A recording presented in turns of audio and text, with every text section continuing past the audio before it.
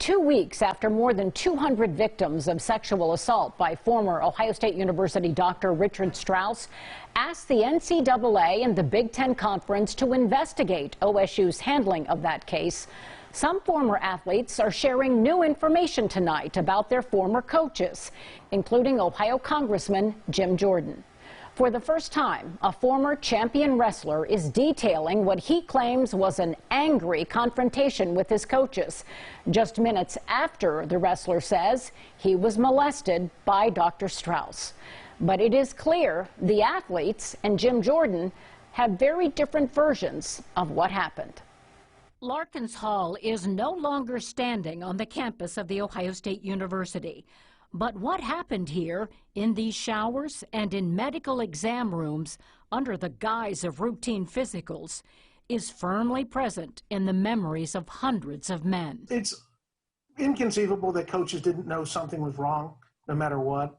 The independent investigation by the Perkins Coie law firm, commissioned by the university itself, concluded coaches did know. Trainers, athletic directors, other university doctors all knew that Dr. Richard Strauss was fondling, molesting, sexually assaulting young men in his care. It started in 1979 and continued until his forced retirement in 1998. I was warned about Dr. Strauss. People call him jelly fingers. People said he was weird. People said he was going to fondle your genitals. That's when I kind of was in line and, was hearing some of the stories and people, talking about, hey, you're going to get violated and he's going to touch you for a long period of time. Dunyasha Yates was a rock star wrestler, an eventual Big Ten champion who was heavily recruited by OSU when he decided to leave Purdue his junior year. His first day at Ohio State, he got in line for a Dr. Strauss physical that he says resulted in 10 minutes of invasive genital groping. Yes, I'm very angry. I storm out the door there, and when storming out the door, I encountered Coach Hellickson and Coach Jordan and a few other wrestlers that were standing there. So I was yelling and screaming at the coaches about what just happened. If this is how you guys, if things are going like this at Ohio State, I'm sad I ever, transferred here. Then Yet says he listened outside the door when head coach Russ Hellickson and assistant coach, now Ohio Congressman Jim Jordan, confronted the doctor. And I hear, doctor, 2 hands on. The guys are always complaining about your physicals. They're complaining about, always coming in here, whether it was certain injuries, you're groping on these guys or you're touching these guys inappropriately. Mike Lane says he was there too when Yates confronted the coaches, Hellickson and Jordan. Yeah, I witnessed Dunyasha Yates come in angry with a flared-up event. I witnessed that in super clear memory.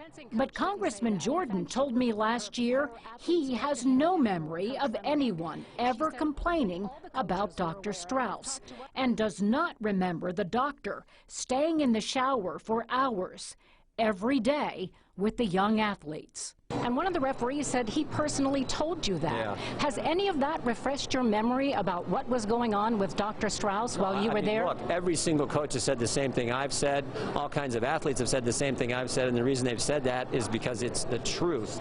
The idea that I wouldn't stand up for our athletes if I thought there was some kind of harm happening to them is ridiculous. Again this week, the congressman denied knowing about Strauss, saying through a spokesman, Congressman Jordan never saw any abuse, never heard about any abuse, never had any abuse reported to him during his time as a coach at Ohio State. And if he had, he would have dealt with it. My question is about Jim Jordan and what the relationship was with Dr. Strauss. A coach then, a congressman now, Jim Jordan is inescapably linked to the Strauss scandal. This isn't about Jim Jordan. This is about the fact that Ohio State knew about Dr. Strauss, knew that he was abusing athletes for 20 years and did nothing about it. Mike Schick, like so many of the former wrestlers, liked and admired his coaches. I went to Ohio State because of Russ Hellickson and Jim Jordan. Jimmy was my assistant coach for 5 years.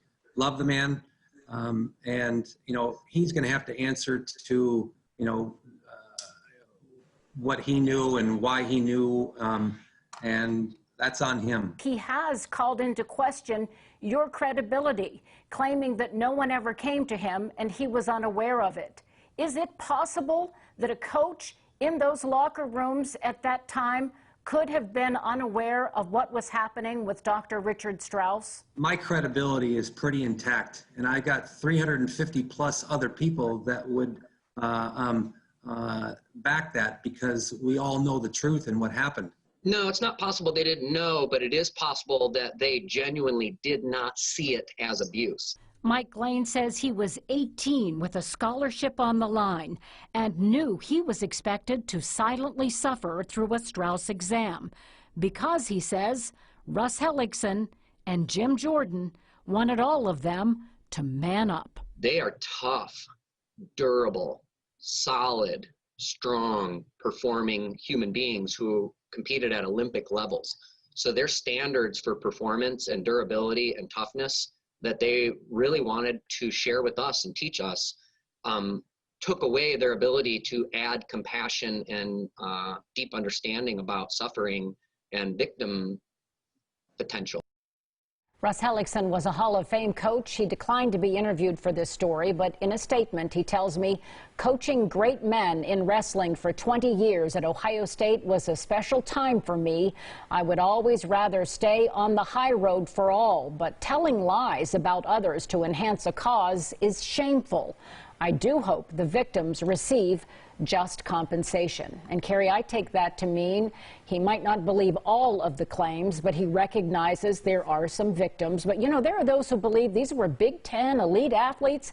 How could this happen to someone like that? How could they be victimized? And we're going to have more on that at 11. And not just some victims. There's a lot of people here. I want to go back a second because Yates, we were even talking about this in the newsroom. There's some concern around him. About his credibility. Yeah. He did have a conviction many years after he was at Ohio State, a fraud conviction. He freely admits to that. He served his time, and he says that has nothing to do with what happened to him and those hundreds of other victims at Ohio State. They are brave to come forward and tell their story. Some of these guys have their face on this lawsuit. Yeah. All right. We'll see. Colleen, thanks.